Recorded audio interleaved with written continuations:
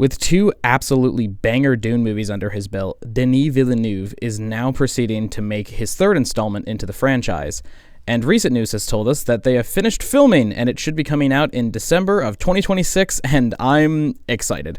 Not much is known about the film other than its title, Dune Part 3, and the fact that Timothée Chalamet, Zendaya, Florence Pugh, and Jason Momoa will all be returning. Also, Robert Pattinson, apparently. The first two films are based on the first book of Frank Herbert's series, and most assume that Dune Part 3 is going to be based on the sequel to Dune, Dune Messiah. And honestly, this does kind of look to be the case. The return of Jason Momoa does suggest that we'll see the return of his character, Duncan Idaho, as the Gula Hayat, a major plot point in Dune Messiah. And while I think this is cool, having just kind of recently read the book all the way through, I'm not entirely sure if adapting it is the greatest idea in the world. Now, I want to start this off by saying that Dune Part 1 and Part 2 aren't exactly the most accurate adaptations. There are a lot of differences between the films and the book. However, as someone who enjoys both, I personally think that the films improve on the novel significantly. So, there's a lot of stuff in the book that's just kinda boring. Well, boring compared to the films. Something that the movies do really well is take aspects of the novel and improve them, turning some of the lowest points in the book to some of the highest points in the film. I have faith that if they put their minds to it, they can do the exact same thing with Dune Part 3. There are, however, a few pitfalls that I think the filmmakers should look out for while adapting Frank Herbert's second novel. So, one of the first things of note is the time skip. There is a 12-year time skip between Dune and Dune Messiah. This time skip encompasses basically the entirety of Paul's time on the throne. In those 12 years, he's risen to power and now has complete control over the Imperium. However, he also has made plenty of enemies, as members of the Spacing Guild, Bene Gesserit, Bene Gesserit, and even his own wife, the Princess Consort Arulin, all plot against him. This time skip works perfectly in the context of the novel, but I'm nervous about how it'll play out in the film. So, in the first book, the story really wraps itself up in a nice little bow at the end. Paul's path to the throne is secured, the great houses are in check, and even the Spacing Guild has bent the knee. Hell, he's even got the love and support of his girlfriend, who doesn't mind being called his concubine because Paul super promises that he will never even once have sex with Arulin. Essentially, every single plot point set up in the story is resolved, with no room for speculation. We even know who Paul puts in charge of Kaladin, for crying out loud. Things are not the same in the film. The film, by contrast, ends on a cliffhanger. Paul declares to the great houses that he's the emperor, and they basically say "nuh-uh," so the film ends with Paul going off to war with them. Meanwhile, Chani has run off because she's mad at Paul for obvious reasons, and the last shot we see of her, she's calling a worm to ride off into the desert. This ending is epic and exciting. I swear, as soon as the film cut to credits, I was ready for the next installment.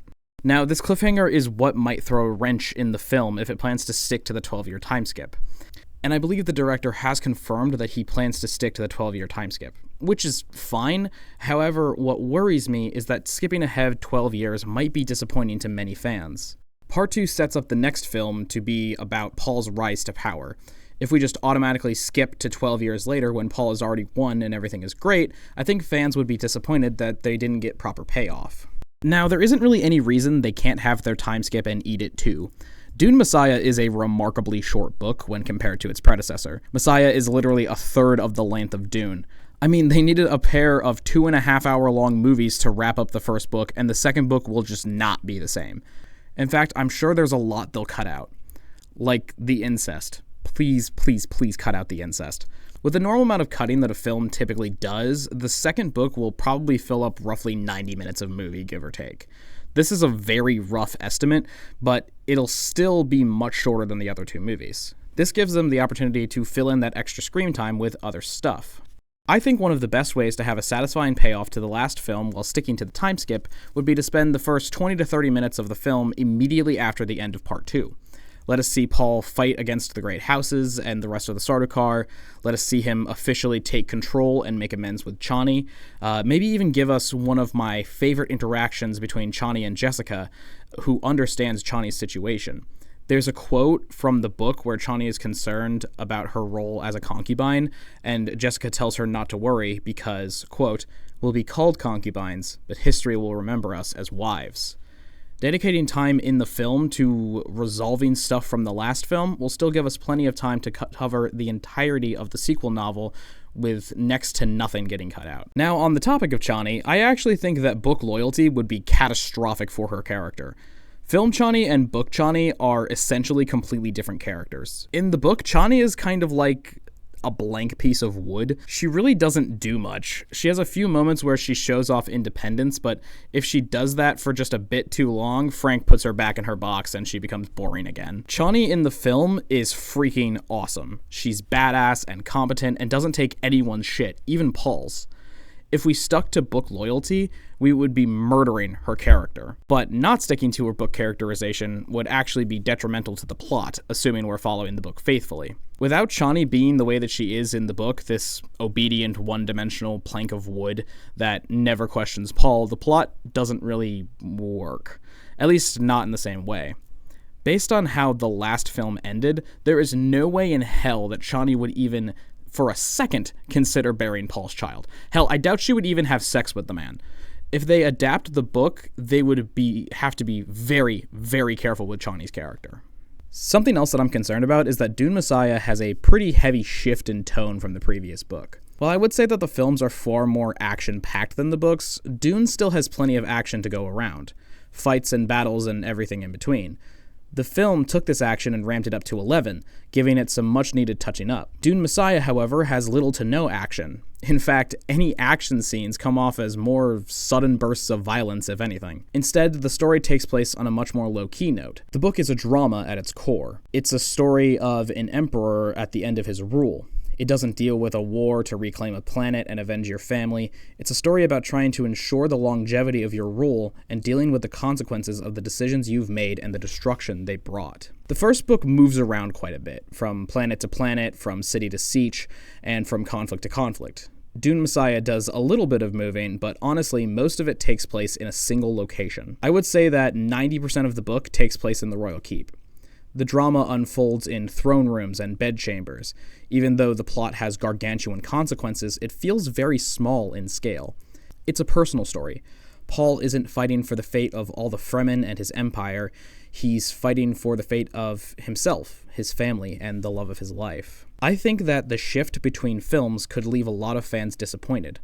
One of the hardest parts is that fans of the film might not like the shift, while fans of the book probably won't like it if they change too much about the book. There are also a few small things about the book that might be difficult to depict. Similar to the first book, a lot of the plot takes place within the thoughts of the characters.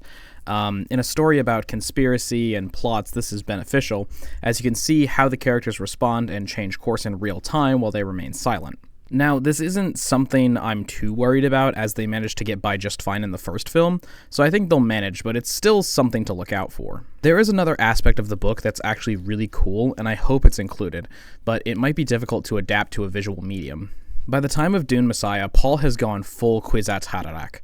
He is constantly experiencing visions and is basically drifting through time constantly. This manifests later in the book when Paul actually loses his eyes. Towards the end of the story, Fremen conspirators set off a stone burner, a specific type of atomic that targets eye tissues, and Paul literally loses his eyes. However, this doesn't impede his ability to see, as his visions are so detailed and complete that he is able to move through every situation unimpaired because he's seen it all before. Now, this may not sound like the most difficult thing to adapt, just show Paul walking around without eyes and have him say something like, "My visions let me see," but I don't think that does it justice. The way that it's written is actually quite unique and one of my favorite parts of the book. Reading the description of how Paul lifted up his hands to shield his face because he knew that it was always going to happen is really excellently written, almost like he's become a full slave to his own fate. I will say the way that they depict visions in the other films is done quite well, and I think if they continue to do that, they could actually pull it off. I think if they want to stay true to the book, it would basically be those scenes from the other films where Paul is tripping on spice, but like, for the whole movie. Now, I know that this is a cat break, but we're starting off with the lizard. Hey, Roo. Hey, Bubba. He's busting out of his shell right now. He's shedding. You actually see some of it right here on top of the tank. This one's a little bit older, so it's a little bit crustier, but you know, look at that. Isn't that kind of cool? It's also kind of nasty, but... Hey, boy. Can I get a blip? Hell yeah. And here's my Chogum. Hi, baby. Hi, honey. This is my little autistic child.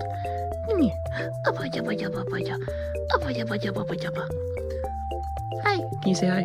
No, she doesn't speak. She's nonverbal. Oh, shit. She's nonverbal.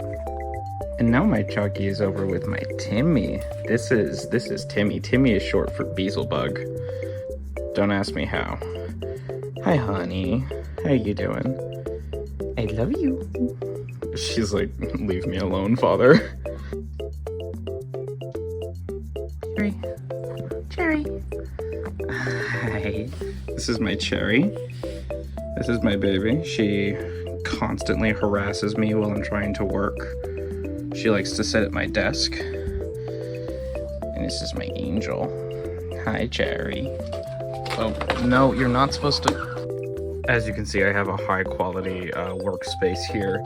I've been doing everything on my laptop because my PC, which is right here, is broken. But at least I have this baby. Hello. Hi, angel.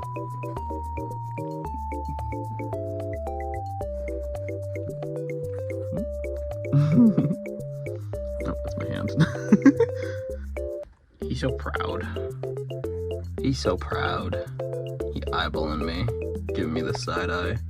What up? Here he is. It's my baby son. He's the biggest baby boy ever. Shai Halud. Shai Halud. Mijo. He speaks Spanish. You know who doesn't speak Spanish? Me. Shai Halud. Hi. He hungry all the time. That's his biggest trait. He very hungry. Hi. Hi, buddy. You comfy? Hi, handsome. Hello, handsome. What are you doing in the window? What are you doing in the window? Oh, she's running away. That's what she's doing. Oh! The plot of Dune Messiah is kinda odd. If you read his work, you'll quickly learn that Frank Herbert is a fucking weird guy who writes weird fucking books.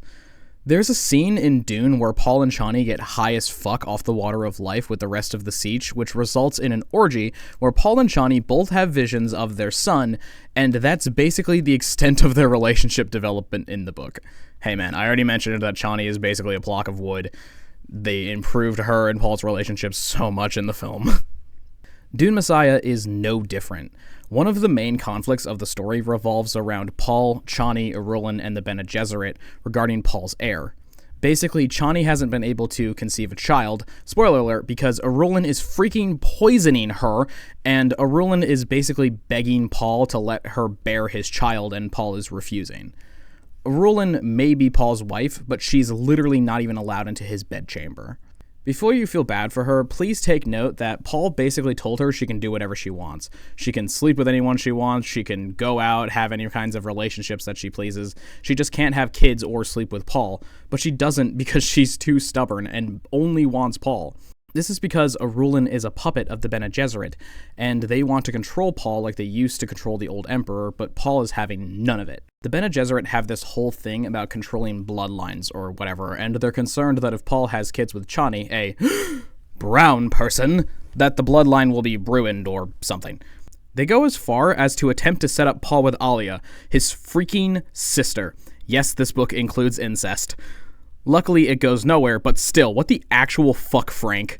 Speaking of Alia, there's a romantic subplot between her and zombie Duncan Idaho, which is probably one of the creepiest things ever. Just in case we forgot, Dune Messiah takes place 12 years after Dune. By the end of Dune, Alia is 2 years old, which, let me crunch the numbers real quick, makes her 14 in Messiah. 1-4. Duncan Idaho died the same year Alia was born. He was revived at some point after Paul's rise and before the events of Dune Messiah. He was already a whole-ass, grown-ass man during Dune. I had a hard time finding the exact numbers, but I believe he's 45 years old. He was old enough that he had memories of Paul being a young child, and he ends up starting a relationship with Alia, who is 14. I tried explaining this to one of my friends, and they just responded with Frank Herbert try to write a normal book challenge, and yeah, that is literally just it. This man cannot write normally. I also think that the ending to the story may leave fans disappointed, even though the ending to the book is fantastic. Basically, after his children are born, Chani dies because we can't have nice things, and Paul isn't able to use his visions to see anymore for some reason. So, keeping to Fremen tradition, he walks out into the desert to die. This ending is really good. Paul immortalizes himself with the Fremen, proving that despite all his power, he was one of them and he followed their creed. And he ensures that his children will be raised in safety by the Fremen and will one day sit on the throne. Paul accomplishes his goals, then walks off into the desert to wander the currents of time forever. I think this is the perfect ending for the story. It's the perfect conclusion to Paul's journey, and is truly an excellent way to show how Paul accomplishes his goals. But I can see how some fans might be disappointed by an ending where Chani is dead, their kids get to survive, but Paul just wanders off into the desert and dies too. It might be something to consider how, if you want to avoid this, you might change the ending. Now, if I give the films credit for anything, it would be picking and choosing aspects of the book to keep and just tossing others away, which means that the crazy orgy and demon baby are out, but cool fight with Feyd-Rautha gets to stay. I see no reason why they can't do this with Messiah. My one concern is that Dune is quite a long book, obnoxiously long, in fact. Messiah isn't. If you took out all the weird stuff, you don't really have much book left. I can foresee it being difficult to adapt this story simply because it's so odd. Now, I'm sure a lot of people would make the same argument about Dune. For years, they thought it was unadaptable, but Villeneuve managed to crank out 2 baller-ass adaptations already, and I think he could do it with Messiah too, but I have a few suggestions. First of all, like I said, you need to conclude the plot points from the last film. If the film just starts with a time skip and some explanation that it's been 12 years and Paul has already conquered the universe, people are going to look at you funny. Also, maybe make the time skip longer. 12 years isn't enough time if we want to keep a consistent timeline, considering in the films, Alia hasn't even been born yet.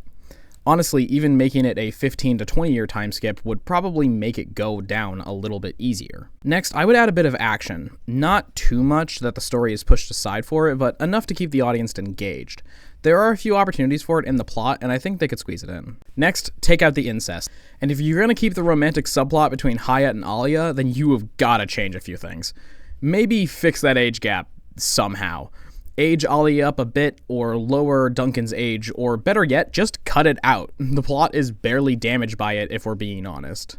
Keep Paul's visions in. They're genuinely the coolest part of the story. It might take some work to adapt, but you guys have it in you, I'm sure. Next, despite me saying the ending to the book might disappoint some film fans, I think they should keep it the same. I genuinely believe that it is the best way to end the story. Finally, if you do keep the ending the same and end the story here, don't make any more movies. Dune and Dune Messiah are Paul's story, from the time that he leaves Caladan to the time he dies. The rest of the series revolves around his children and descendants. I think. I actually haven't read them yet. This is Dune Part 3. It's supposed to be one story of Paul, so I think that this should be the end of it. Alternatively, you could just ignore the book and do whatever you want, which honestly would be fine. I mean, I really like this book, but it's freaking weird. And I firmly believe in this case that if ignoring the source material makes a better movie, then you should ignore the source material. I think that the filmmakers should respect authors, but Frank Herbert is a shithead and so is his son, so like, go crazy, guys. Anyway, that's basically going to be it for today. No matter which way they go with this film, I'm excited for it. I love this series, and I can't wait to see what Denis and crew put together. With that, I would like to thank you all for watching and listening to me ramble about this goofy book. I'm Basement Boy, and until next time, you can find me in the basement.